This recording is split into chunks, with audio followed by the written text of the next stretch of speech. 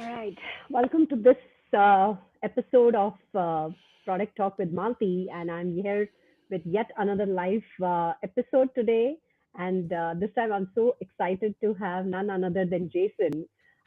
Jason is he needs no introduction. Like in last few years, I have been following his work on LinkedIn, and I would say, if it is anything that comes into my mind, is everything about product.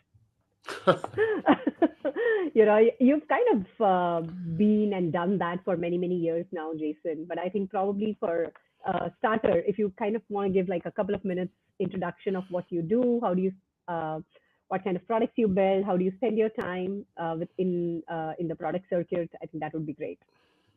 Absolutely. Hello, everyone. Not sure how many people are there, but I'm hoping that there are some people there. I actually started out as a more on the tech side, so as sort of an engineer and built a reasonable amount of stuff with my own hands, which was exciting. But one of the things that I decided and uncovered as I progressed through my career and into kind of tech leadership and stuff like that was I really started enjoying the why behind the what rather than just building anything that I was told. But it was funny because I spent a long time working for a very large corporation, basically 19 years before then, realizing that maybe there's more fun to be had in smaller organizations, scale ups, startups, and the like. So made the jump, bit of a strange one, like after that many years, but it was something to do, and worked in a few different product leadership roles in a few different scale up companies across reg tech, so sort of KYC stuff, as well as more kind of, I guess you'd say, sort of market research tech, sort of predicting future trends using AI before AI became cool, and also health tech, HR tech. And then after that, or alongside that, I started doing a podcast, which you're probably aware of, which has been going for about 4 years now. That began kind of a personal sort of learning journey and odyssey for me as well, where I really sort of ended up sort of swimming in and around product all of the time and learned so many things along the way. Sort of fast forward or rewind from today a couple of years, and I decided it would be interesting to try and go out on my own, do some freelance work.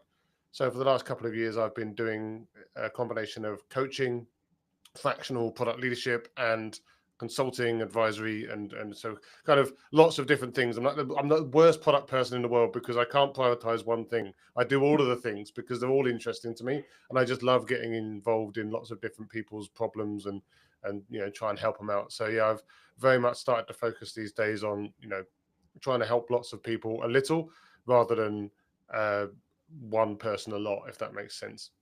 Yeah, that actually, thank you first of all, Jason, for that lovely introduction. And to be honest, that sounds a lot like me as well.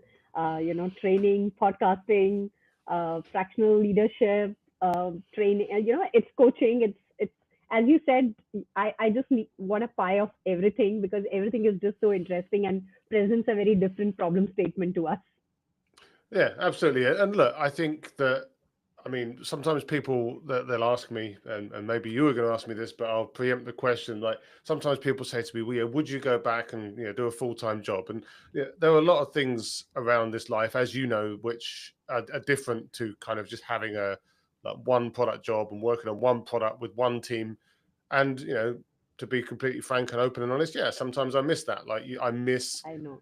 being part of the gang, and like not feeling like an outsider and stuff like that, and not feeling like at one point they're just going to cut you off because the job is done, or because they want to get a full-time person in, or whatever, or the coaching engagement ends and the person's okay, and it's like you've got them on their bike and they've cycled off now, so they don't need you anymore. But at the same time, I think for me, so much of it is about the I would say kind of the variety, the interesting challenges, and just being able to get involved in lots of interesting problems. It's a different type of set of problems, but I still find it incredibly interesting.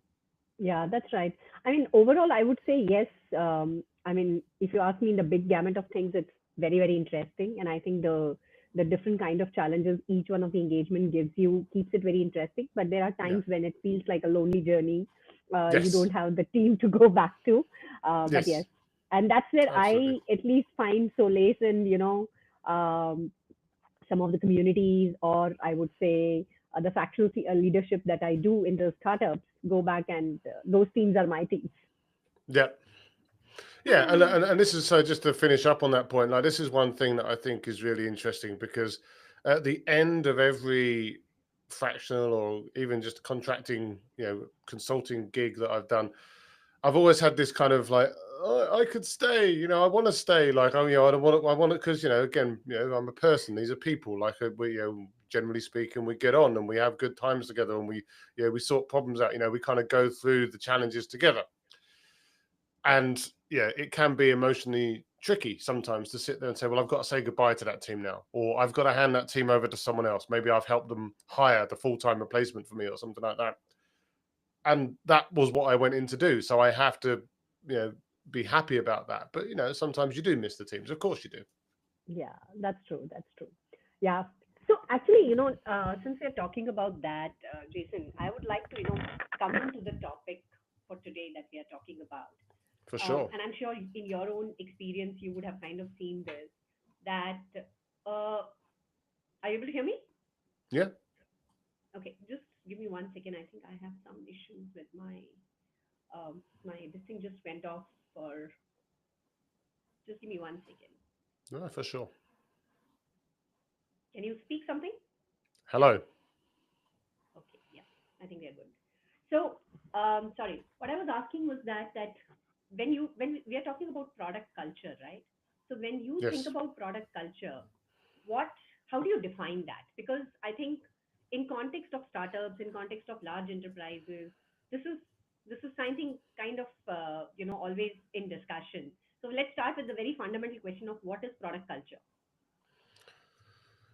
Yeah, I mean, just one thing to check. Actually, I was just checking on LinkedIn to see if how many people are watching on there, and it says that the event hasn't started yet. I don't know if this is if it needs if there's a button or if it needs to catch up or something. But I was just curious. Jason, I think I have a problem with my instrument. Just give me sorry about this. Can you please speak again? Hello. Yeah, okay. Yeah, I think I seem to have some issues with my speaker today. Okay, sorry, can you say that again, the Yeah, I answer? was going to say I just clicked on the LinkedIn Live thing to see if there was anyone watching, and it says that the event hasn't started yet. I don't know if that needs to catch up uh, or if it you need to push a button or something. I just thought it'd be worth checking before we. I just remember once doing an interview for student radio, and halfway through we realised that they hadn't kicked off the record or they hadn't kicked off the on air thing, so no one could hear, and we'd been talking to ourselves. So I just wondered if that was on or not. Yeah, okay. No, this seems to be fine. I just have Okay, the cool. LinkedIn I thing. just thought I'd check. Anyway, yeah. So product culture. So like, I mean, look, I think it's fair to say that, yeah, I mean, obviously, as you know, you see behind me, that loads of books about this stuff. There's loads of people talking about it. There's loads of people talking about idealistic practices, and there's loads of people talking about, what you should and shouldn't do, good and bad product managers, good and bad product companies, good and bad ways of working. I think that we all have to, or we do have to put a big fat, it depends on everything, right? Like, you sit there and you say, well, what's the best product culture? And then you start hearing about all these companies like Amazon and Facebook and all these, and then you hear, not from on the main podcast, but you hear like through back channels and stuff, that actually half the time it sucks working in teams in those companies too. Not for everyone and not all the time, and I'm sure that they have many benefits as well. But like, I'm going to go out on a limb and say that nowhere's perfect. All we can do is try and operate via some principles. Now, if I think about what some of the principles of a strong product culture would be, well, it would be that you have, well, first of all, that you have a product team. Like, if you don't have a product team, and if it's all being managed through, like off the side of people's desks, or if it's all being managed through, project management or something like that. Like, again, I'm not going to insult the people that work for those companies. I'm sure that they're doing what they need to do, and maybe they found a way to work that works for them. But like, if you have a product team, a strong, well supported product team with a decent product leader that is, standing up for that team and standing up for the value of both, that team of product management in general, and as or of product as an enabler for that organization, versus it being seen as this delivery function off the side. Now, again, nothing wrong with delivery, but it's not the whole story. So like you sit there and say, okay, well, what are some of the things that a product company or product, a good product culture company would have? Well, you'd imagine that the product team would be kind of not necessarily driving every single decision, but they'd certainly be involved in every decision. They're not going to be just being given stuff. They're going to be out there speaking to customers. They're going to be out there speaking to users. They're going to be out there trying to work out like what the most important problems that those people have.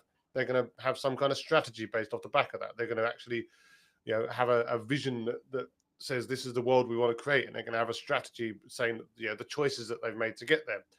And those choices are going to be aligned with the rest of the organization. You're not going to be sitting there saying, oh well, the product team say this, but actually everyone else says this. There's no point. Like, there has to be alignment between. They'll be collaborating really well across those teams, and they'll be uh, doing a lot of work around kind of gathering evidence to support the choices that they've made. So like, it's not just going to all be done from gut feel or whoever shouts loudest. There's going to be evidence behind the decisions that you're making. And I think ultimately for me, and I think I wrote a post about this a little while ago, you sit there and say, well, what is the ultimate measure of a good product team? And like, obviously, if you assume that a good product culture would have good product teams, like ultimately that they've got a team and they've got an organization that's optimized around pushing that product forward Mm. and supporting the growth of the business through that product. And that product is seen as at the heart of everything, or at least involved at the heart of everything. Even, maybe it's a product and services organization or something like that. Maybe they have different revenue streams or different business units, but that product is there at or near the center and involved in everything, rather than just sort of off at the side being told what to do by someone who hasn't really checked whether that was a good idea or not. Yeah. No, I think you kind of gave a pretty good summary of pretty much with the team, with the leadership and the organization. Jason, I think just give me a minute. I think somebody else also messaged me that they are having some issues with the link. I'll just Okay. check that. Even though at my side I can already see that this is working. Well, But just so if I go onto the LinkedIn page, it says that it's starting soon, and there's some 3 minutes ago, Oksana Tkach has said, "Is it starting?" So I mean, I know that oh, LinkedIn kind of sucks. So um, okay, that's for me seems to be that's work. definitely my cause this week. But yeah, no, if I go to the LinkedIn page, the event page, and try to join it, it does say that it will start soon, and that it's waiting for the host to start. Yeah, So I don't which know if is there's a missing strange. button or Yeah, something. yeah, because I have already uh, kind of checked it on the LinkedIn page in my page, Hmm. and it seems to be doing fine. So I'm assuming this will work. Otherwise, I'll anyway Yeah. have the recording and I'll publish it. So I have a couple of folks right now. Um, I think that is also a reason maybe somebody is not able to join from YouTube or LinkedIn, though from my side it seems to be doing okay. Well, YouTube is working, but again, all I can say is that when I go to the event page on LinkedIn as a consumer, it tells me that it hasn't started. Oh, okay. All right. Maybe can you just give me a minute? I'll just publish Yeah. the link again so that Hmm. people are able to join. Yeah. Give Yeah. me 1 second. I'm also going to paste the YouTube link in there just in case that's helpful. Yeah, I'm just going to directly put in the link out there so that people can directly join in. Yeah. So there's been several comments that it's not started. Oh, okay.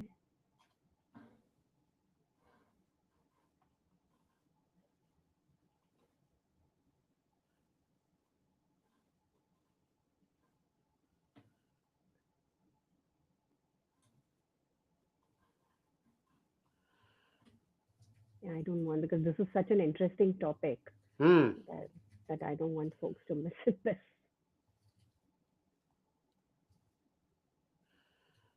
Have you already put in the link there? I put the YouTube link in the chat just in case, in the comments for the LinkedIn event, but yeah, the LinkedIn event, the last I checked, is still saying that it has not started. Oh yeah, you were right. Okay, I don't know why it happened. Yes. Okay. All right. Yep. Sorry about that. Sometimes these technologies, I'm still kind of experimenting with the Riverside. But if you have any suggestions, since you've been a podcaster and you do a lot of live things, probably that is Yes. a coaching I can have from you on a separate note. Mm-hmm. All right. Now, okay, just kind of taking a cue from, as you said, like product culture is kind of very vast and it has to kind of go at every level, right? I mean, the leadership team has to kind of steer it from the front.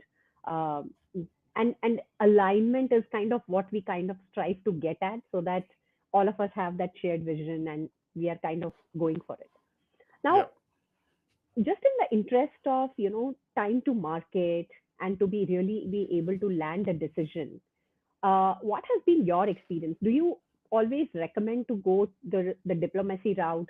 Do you always recommend that the product manager should try to get in the alignment, or should there be areas where they can be more confrontational, or they can just go with their own gut? What's your thoughts there?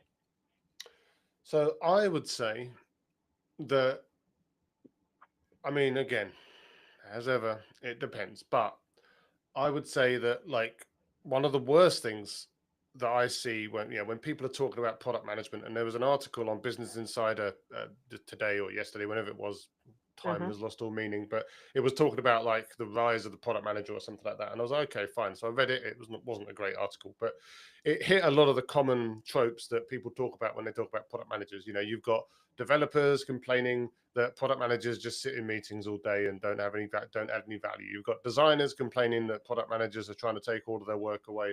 You've got salespeople complaining that product managers aren't doing all of the things that they need. You've got leadership saying that the product isn't making the impact that it should do, and all of the things. Everyone's always complaining about product managers, and that's that's not great.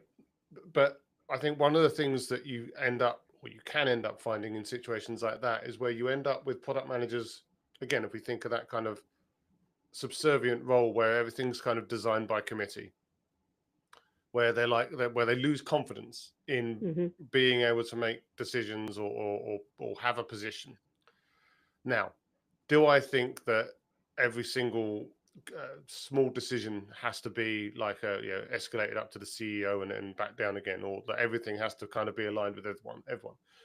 I mean, no. I think that if the team put the work in to create a good strategy, and they publicize and storytell and align everyone around that, so that the team know what's going on, like the wider team, then like certain decisions within the context of that should be absolutely fine, and people can make those decisions.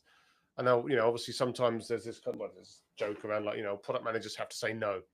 It's like, well, if you're getting to the point where product managers have to say no, then it's kind of, they've kind of not done their job. Because, I mean, it's easy for me to say, but like half the time the people are asking for things that they were never going to get, and people are saying no. But actually, if they'd have been done more work up front to sort of explain why they weren't working on these things, then in theory you wouldn't get the questions in the first place. So like there is that alignment, strategic storytelling piece.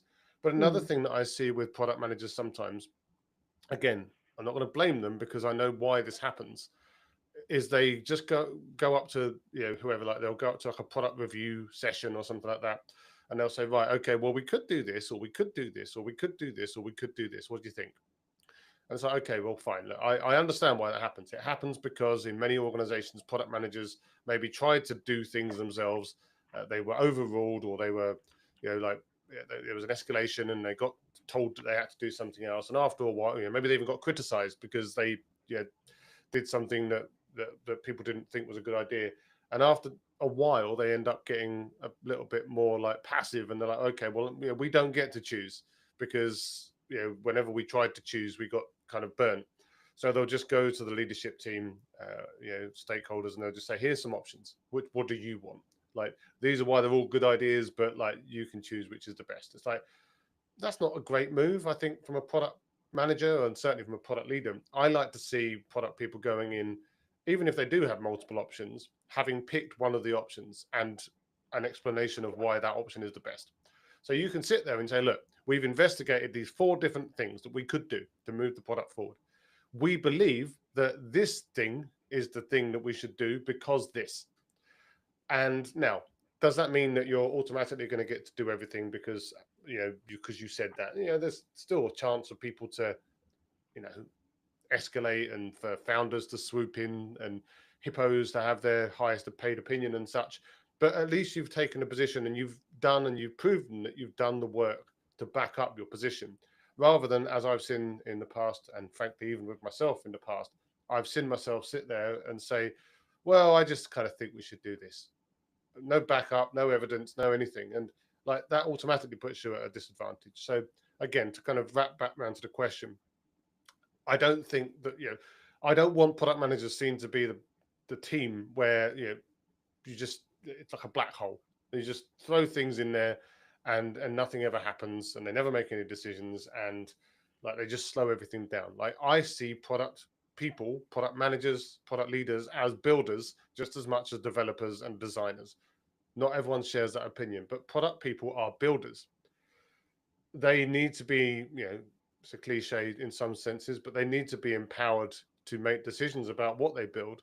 But they also need to do a lot of the work themselves to kind of get that Mm. evidence up and, get their story straight and have an opinion that they can defend and hopefully get to do. But if they do get overridden, then, make sure that it's done quickly and, you know, try and track, try and do some good product work around the override. Like you get told to do something else, fine, go and do that thing if you have to. Don't die on a hill for the sake of it, but also don't just build it. Like, do some product management work around what you've been told to do, and try and avoid being put into the situation where that happens all of the time.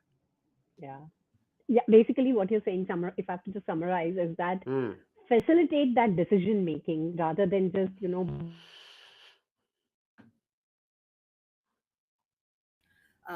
sharing these you're sharing these options, yeah, and Mm-hmm. tell us which option do you want to pick up, this option or that option. So that is exactly what you're referring to, right? Now, Yes. I have a follow up question on that, Jason. It does happen that in a lot of organizations, especially you are a fractional leader, and in a lot of organizations, while they might be doing the relevant user research, they might be, like getting the input data, but a lot of times what happens is that they just become a feature factory, Yep. right? Yep. They are constantly shipping and shipping and shipping, and there is not enough immersiveness happening in terms of what we are shipping, how is it being used. Now, while they strive to want to become a product culture, be more customer centric, but a lot of times they continue to be just becoming a feature factory. Have you had that, and have do you have any I would say advice for product managers? How do they deal with that kind of a setup? Yep. Yep. One thing One I'll thing say I'll is say that we're is getting a that lot we're of getting a echo lot of from your echo from side your now. side I now. think I you've think taken your you've taken your earphones out, so earphones you'll out, need so to you'll turn need to echo turn echo cancellation on, I cancellation think. on, I think. Yeah. Okay. So if you So can if you can hit that in the hit that in the settings, settings, because otherwise people otherwise will get people will quite get quite cross. cross. Yeah, yeah, sure. Give me a minute.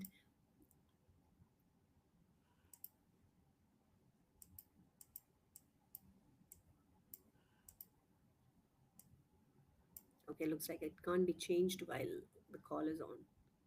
Okay, I'll Oh, go on mute. Maybe just see if it is better. okay. Yeah. Well, whilst I'm talking, yeah. So yeah, look, I don't think it's something that's unique to working as a fractional, in the sense that yes, there are feature factories out there. There are lots of them, and in some situations, I'm not even surprised. Yeah, there are companies out there that are kind of they put themselves in a situation, as many early companies do, for example, where they go out there, they have an idea. Maybe they've worked in the industry for a while, so they've got very strong understanding of what people in that industry do or don't want based on their own experience. They start building some stuff. They use their Rolodex to go and find some people to try and sell it to, and then they start to get some traction. And again, they're doing a lot of work through, basically building whatever the next person says. And I've spoken to so many companies, and even worked with companies that have done explicitly that. Now, that works for a while because you're still small enough and have few enough customers that actually it's okay. Like you can keep going, and you've not got loads of tech debt, and all of these different slightly disconnected decisions haven't all added up yet. Now the problem is, of course, that after a while that does start to be a drag, because all of a sudden you've got too many people asking for things at the same time, and either through expanding the team or a bit more tech debt, or the product starting to creak around the edges, you end up not being able to move as quickly as you used to be able to do, which means that the rate of incoming requests is it's faster than the the number of things you can build. Because talk is cheap. That's my new phrase. Well, it's not my new phrase, but I've started using that phrase. Talk is cheap. Anyone can go out and say we're going to do anything, but they're not the ones that have to build it, and they don't know how it's going to be built. So yes, there are feature factories out there all over the place. I don't think any of these books behind me, like if you just took them and put them on the table of the CEO of that company, like they don't see it as a feature factory problem for the most part. Like I go into companies, and I have gone into companies, and they'll say to me, what we want is a strong, empowered product team. We want the team to take the lead. We want them to do all of the things that you and I think product people should do. And I'm like, great, well, let's try and make that happen. And then 2 weeks later, they're like, right, customer X has just requested this, otherwise they won't renew their contract. We promised it to them a year ago. We never built it. Now it's renewal time. They're complaining. We've got to get that done. It's top priority. And you're like, well, call your jets. It's like you said that you wanted us to start moving in a different direction, and then within days, literally, you're actively sabotaging that.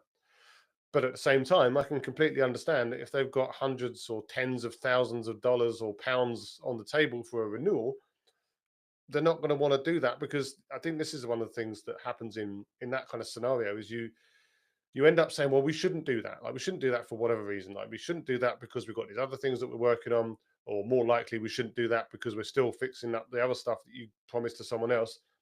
But you don't have any way or even a plan to replace the revenue.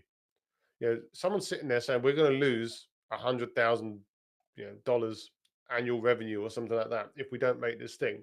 Unless you can go up to them and say, well, actually, this is our plan to get that 100,000 plus more dollars, then it becomes an ideological debate. Like, oh, well, we shouldn't do that because that's not how products are built. So, okay, cool. Well, that's not unfair. Like, that's a real thing. And there are obviously principles that we like to stick to when we're making products. We're building products that are repeatable. We're building products that serve the many. We don't want to just be building individual bits of stuff for individual customers.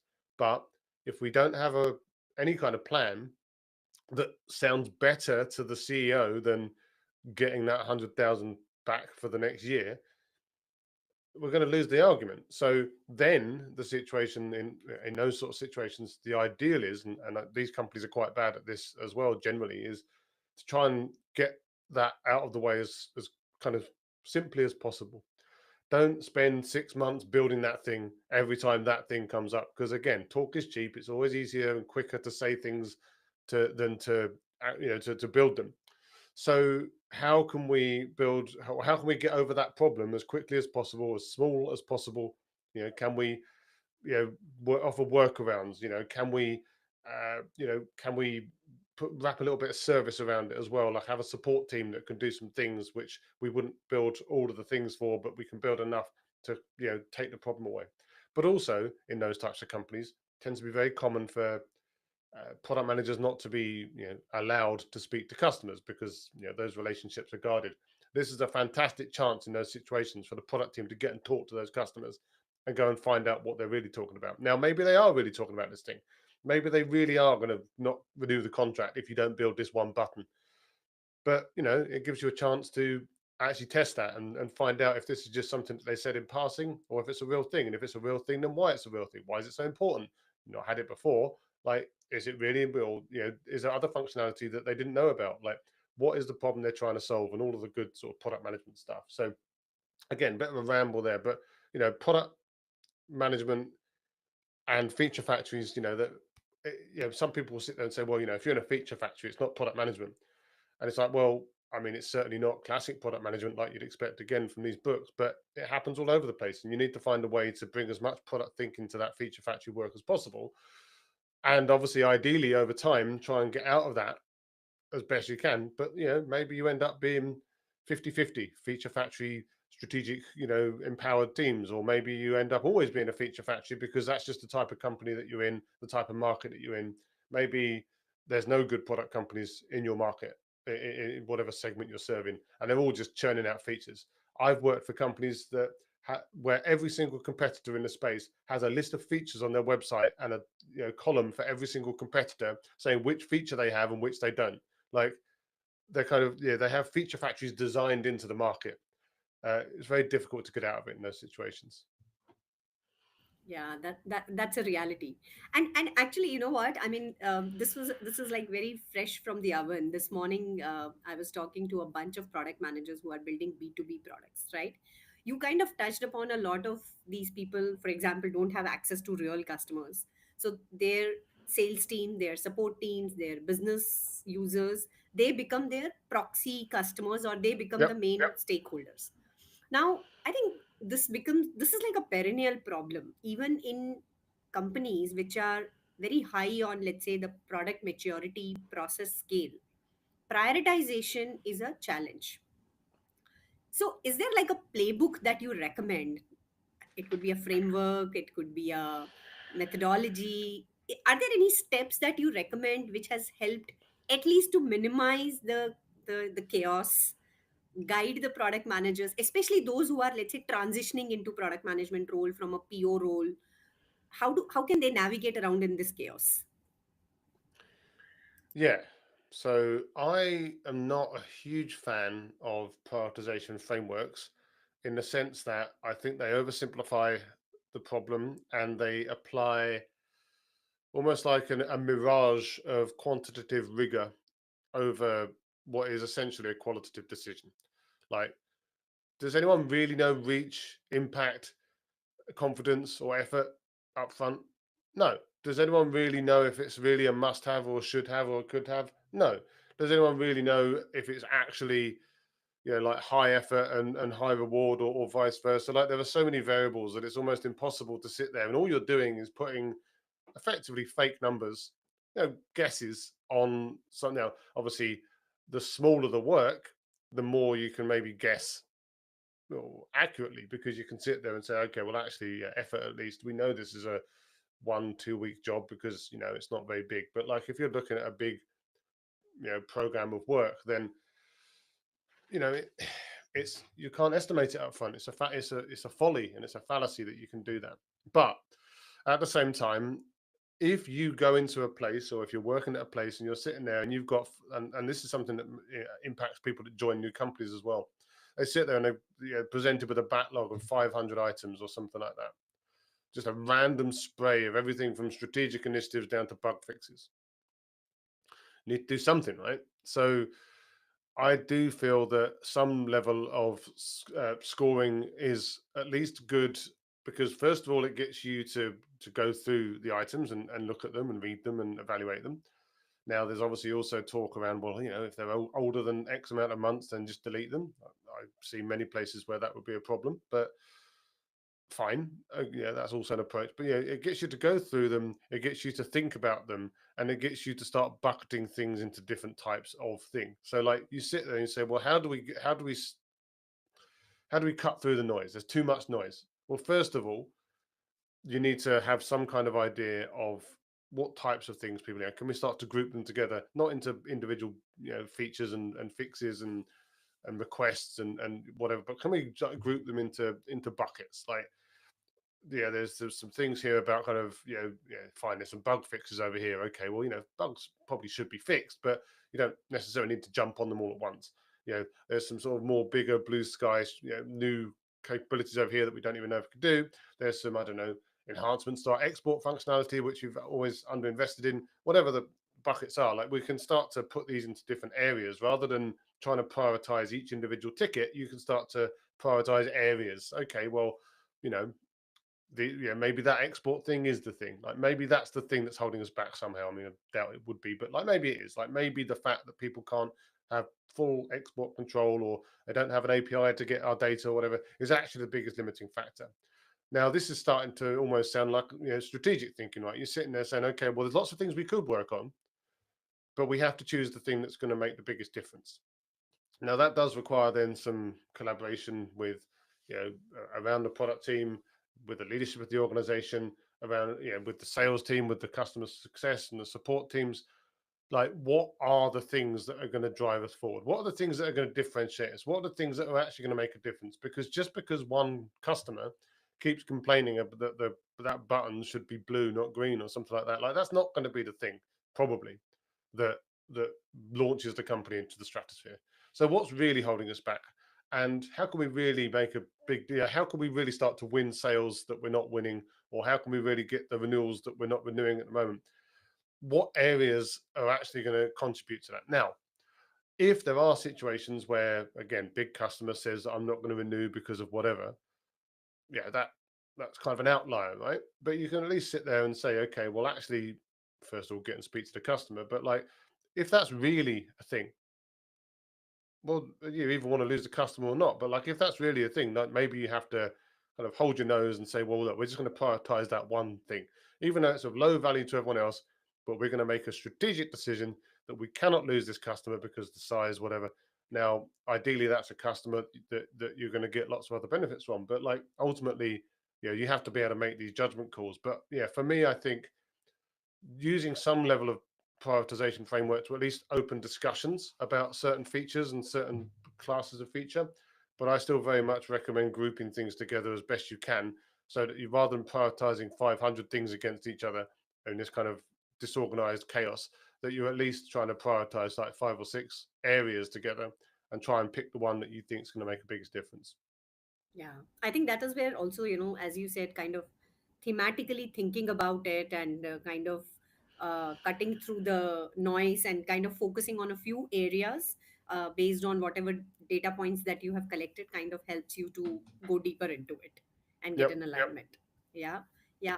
And now we have the new beast, right? I mean, I'm sure you are also looking at a lot of these conversations going on, that what is the role AI is going to play in kind of determining the product culture, or if I have to say, the larger product management role in the coming years. What is your take on that? Well, some people will sit there and they'll say, well, this is it. No more product managers. AI is going to replace it all. Or some people will say that AI is not going to replace it as such, but it's going to make it so easy to do so many of the things that actually other people can do the PM stuff on top of their work. Or they can be some kind of hybrid product designer, developer, person all in one, using all of these different AI tools all at once to kind of automate as much as possible. And, I think I've seen the phrase like super ICs, super individual contributors and stuff like that. And you know what? Like, good luck to them. Right? If they can make that work, I would be delighted to see what happens. I don't think the results are going to be as amazing as some people think, but I'm also prepared to be proven wrong. Like, I use AI every day. Like, I use AI across the board for both, business and pleasure. Like, there's it's amazing. Like, and again, I said earlier that I used to work in an AI, backed or machine learning backed company that, way before this stuff was cool or as capable as it is now. And I would have loved to have the stuff that we have now then, but we didn't. So we had to try. We were trying to work with some of the sort of precursors to it, and some of it worked and some of it didn't. It's amazing now. Like, people should use it. I think that AI and AI tools are going to be fundamental parts of, both product management as a job and the kind of the overall idea of having a product culture, because it's going to enable you to do a bunch of things that you couldn't do before quicker. So like, you look at some of these tools out there that enable you to churn through all the user feedback. Now, obviously, you sit there and say, well, that's brilliant. Like, I don't want to go through and read loads of notes and, categorize them and spend some time like I used to do with everyone in a room, like taking all the stickies and spending an afternoon manually grouping them into things just so we could work out what to talk about. Fine, brilliant. That's great. But like, it's not going to, AI isn't going to get you to be able to do user interviews. Like, if there's resistance in your organization to, being able to talk to customers, AI is not going to fix that. Like, that question about whether you can do that or not doesn't need AI to answer it. We think so, yes. Other people in the organization think so, no. Fine. One of those people is wrong or right, depending on the context. But like, AI is not going to fix that. AI is not going to enable you to bypass the sales organization or the leadership of the company, because, ultimately, all AI is doing in this situation is speeding you up. But if you're not allowed to do the thing, what are you going to do? So I think I see AI again as a massive accelerant. There are things that it's really good at around, obviously, again, transcription.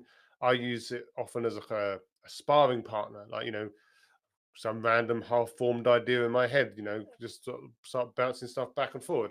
I can use it to, if I write a document, proposal, or like some kind of training document or a blog post or something, I can put it into Chat GPT or Claude or whatever, and it will tell me if I've made any horrible logical inconsistencies, or if there's just a big gaping hole, or I can ask it to, almost, I can ask it to be a sales-led CEO who's going to override the product team if they think that revenue's on the line, and get it to kind of point out the weaknesses in the argument, like stuff like that, enabling you to prepare for those conversations is like, it's not going to win the arguments for you, but it's certainly going to put you into a situation where forewarned is forearmed. You still got to go and do the work yourself.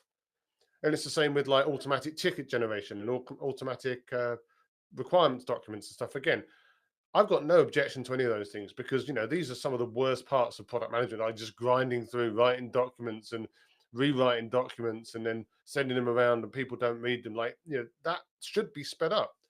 But there's a danger. The danger is that there are two types of people that will use a tool like that. One type of person that uses a tool like that will be the type of person that could have done it themselves, but they just want to speed it up, and they're gonna, they'll get the output and they'll review it, they'll tweak it, they'll send it to the people, and they'll do all of the good product work around it. The other type of person won't know what the heck they're doing, and they won't even know if the output makes sense, but it looks good and it's nicely formatted, so they'll send it on anyway. I don't think that second group of people are going to succeed, because they need to still have the fundamental skills. And if too many people are trying to do that, then they're not going to have the fundamental skills, which means that, in theory, at least, I mean, who knows, that the quality of work is going to go down. And I think that the problem is, as well, is that there are more people with underdeveloped skills in those areas than there are good people. Like, just, I mean, even if you consider a bell curve, there's a big fat middle, there's some quite poor people down the bottom, there's some great people at the top. I think the further along towards the bottom end of the skill set level you get, the more kind of tempted you're going to be to use those tools, because, again, results look good. So yeah, I think, again, massive accelerant. They can certainly help you hone your arguments. They can speed you up. They can help you to, test your decisions. They can help you do so many things. But I still think that ultimately, I mean, the way I always put it is, LLMs, generative AI, should be an input, not an output. So don't just create something and send it out. Like, create something and use it as a basis for something. But you still need to apply your own judgment and logic to it. So don't rely too much on the output.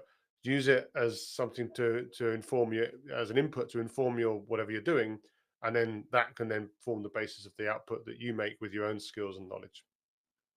Yeah, so very well said. Jason, actually, I want to go a little bit more deeper on one of the things. See, I mean, I have been doing product management now for like close to 16 years, right? And I think one of the very core skills which has helped me in my own craft has been writing, right? Because I find writing to be very therapeutic. It helps me to get clarity. It forces me to think through more broadly, specifically about the feature or the product that I'm building, right? And I'm still very old school. I still take a pen and a paper, or maybe like my iPad and my pen. So, do you think, specifically since you spoke about, right? I mean, you can use it as an input, but don't look at it as an output. Do you think AI could probably make us fundamentally disabled a little bit, if maybe that's a too strong a word, in some of those core essential fundamental skills for a product manager? I mean, I mean, a big a part big of, part of I need you to mute. There you go. A big part of product management, yeah, or what I believe to be good product management, is that kind of alignment. Aligning people around your strategy, aligning people around what the product team are doing, and storytelling, so that you can actually sell that story about what you're doing to a diverse group of people, all the different professional backgrounds that maybe certain words or phrases don't work with them, or they need a certain level of detail or whatever. Now, to be fair, LLMs and other generative AI can help with that. They can help you. You can ask them. You could spend some time writing something, and you could say, "Hey, imagine that you're an old school salesperson, and you never worked for a product company before. Like, which of these words wouldn't make sense, or whatever, or any red flags." So again, as a testing ground, incredibly helpful. Do I think that we run the risk of you know de-skilling ourselves in certain areas? For sure. Like, the more people are sitting there just relying on output from these machines sight unseen, the less they're going to be doing this work, the less they're going to be building up the muscles, and the less they're going to be able to even evaluate whether it's good work or not. Now, the flip side, and sort of arguing against myself there, is like, well, actually, if everyone's doing it, does that matter? Like, because like everyone's, you don't need the skills in the same way that very few people these days need to know how to kind of, I don't know, carve into papyrus, or carve into wooden blocks, or write on papyrus or whatever. Like, these are skills that there were people in the old days. I went on a tour of a mine in Wales, and they used to put kids at the doors, opening and closing the doors and the vents and stuff. Like, they don't do that anymore. That's not a skill people need anymore. So you could sit there and argue, well, these are just not going to be skills that you need. We just need different skills now, whatever those skills are. Or maybe we just need to be really good at driving the machine. Like, I'm all for getting rid of things that we don't need to do. Like, I don't want people spending time working on things that are just grinding work, that have little, like, that anyone could be doing the work sort of thing. It's like, I want people to be doing their best work. I want people to be using their special skills, the things that can't be automated very easily, the things that they do well. Like, and this is why, when, for example, you go into more of a services organization or a service mindset organization, there could be a lot of work around sort of operational efficiency. Like, there's maybe they've been doing loads of manual stuff within the organization, and they want to make it a bit, they want to improve their unit economics, they want to reduce their cost to serve, and they've realized that they've built an inefficient organization. And like, the initial thought from a lot of people is like, oh, Christ, it's gonna, like, we're gonna fire all the people because we don't, uh, we're gonna try and productize or automate away all of the things. It's like, look, end of the day, right? Like, how much of the job that you're doing is actually fun? I worked in a call center for 2.5 years when I was younger. Like, most of that work wasn't fun. If I can automate away some of that, then at least I can spend my time, and could spend my time, and other people can spend their time. They can still work at a call center, but maybe they're working on higher value work, or maybe that they're being involved in different initiatives, versus being, just doing something for the sake of it because people couldn't be bothered to automate it yet. So look, I think it does run the risk of kind of removing skills that people shouldn't have removed. It also runs the risk, not really that it's a risk, it has the opportunity of removing skills that people shouldn't have to do. Like, I don't think anyone in the world is passionate about reformatting data from one type of data form, just getting all of the columns out of there, removing some fields, putting it over here, doing all the cleaning. That's been the worst part of any data analysis job that I've ever done, and I hate it. I think that's something that I'd be quite happy to see go away. But do I think that good evidence-backed strategic decision making and storytelling around that, and getting the team aligned around that, and making sure that you're making good right-sized bets and pushing the product forward, and still maintaining proper empathy with your customers, real customers, not fake pretend customers that you've generated, I I don't want to see those go. Not yet. Maybe never. And I do believe those are some really core skills for a PM, right? And in that role, given that the role itself is so ambiguous, I think these becomes like a very core pillar to give the direction. But yeah, I think we'll see with the time. Now, that's a I kind of want to kind of follow up on one of the things which you said, right?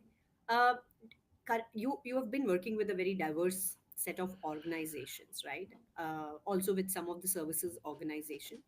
So around you, do you, maybe with the whole AI onset being more generically available and being used, Do you see a trend of services organization adopting product culture, product mindset, and inching towards that?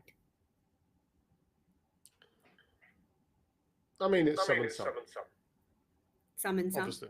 Yeah, I mean, look, to mute again. The there are companies, there are always companies out there that are going to want to speed stuff up.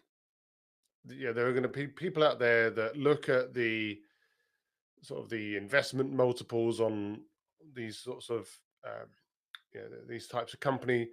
The fact that they can make more money with the same number of people. People are, I mean, obviously there are going to be some people, maybe like the hipsters, but not really. But like there are going to be some people out there that are going to be like, no, but personal services is our thing. Like we never want to be productized. We never want to be. We always want to be a service organization. Like our people and our expertise and our kind of one-to-one white glove personalized approach is what we stand on. It's like, okay, good, stand on that. And to be honest, in an AI world, maybe that's even an advantage compared to everyone just sort of turning handles in some kind of product organization. Like products have to give a benefit that's superior to that white glove kind of approach. Now that benefit could be that it's cheaper, it could be that it's faster, it could be that it does things that people can't do. But obviously, it's very difficult to kind of outperform, even with current generation AI, to kind of outperform the personal touch. This is why I'm somewhat against AI coaching and AI therapy and AI mental health support and stuff. Like, I love the idea of doing that, but like, I'm sure for some people it's actually still helpful, but at the same time, is it safe? Is it actually, it doesn't actually care, obviously, because it can't. So, like, whilst it's giving a decent impression of someone, and there's obviously some advice that probably is fairly straightforward and low risk, but the kind of the downside of that, of it going wrong, like Google Gemini the other day was telling someone to kill themselves, like unprompted, like that's not okay. There are certain spaces where I believe that the human touch is essential, and I'm sure that people within those spaces will remain focused on giving like the best sort of you know personalized experiences. Now, that doesn't mean that they can't productize even within that context, because you can have like productized services and um, service-based products, and like there's this idea that you can sit there and say, well, okay, so we are going to be human touch, high touch, whatever, but can we make that as efficient as possible, at least internally? Like, can we make it so that our, face-to-face internal human people have as many tools and have as much capability as possible to make sure that they're not spending all of their time doing relatively low value grunt work to support the high value in-person work? So I think that, whether people call that productizing or whether they call it simply smart automation and making things more efficient, I think there is a certain element of that. There are also going to be companies out there. I mean, I was speaking to a company a little while back where they are a services organization. They're very specifically a services organization, and they want to stay a services organization. But they also happen to build some tools along the way, which they've since productized, and they're selling those and getting those out to market too.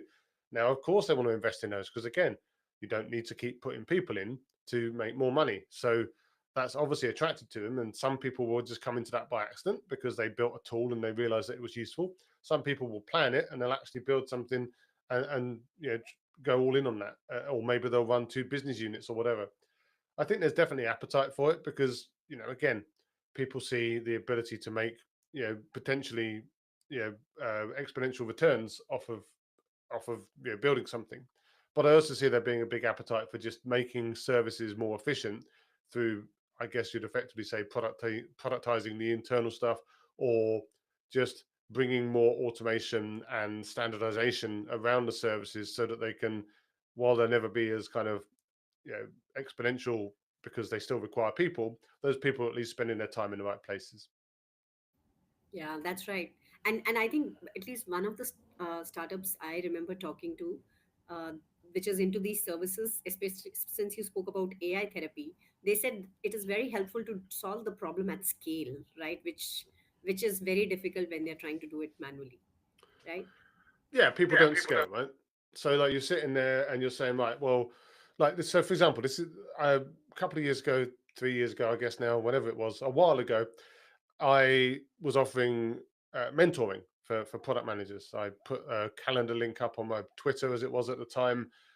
Got 60, 70 calls booked solid for like 3 months or something like that. Every working day for 3 months, 4 months, something like that.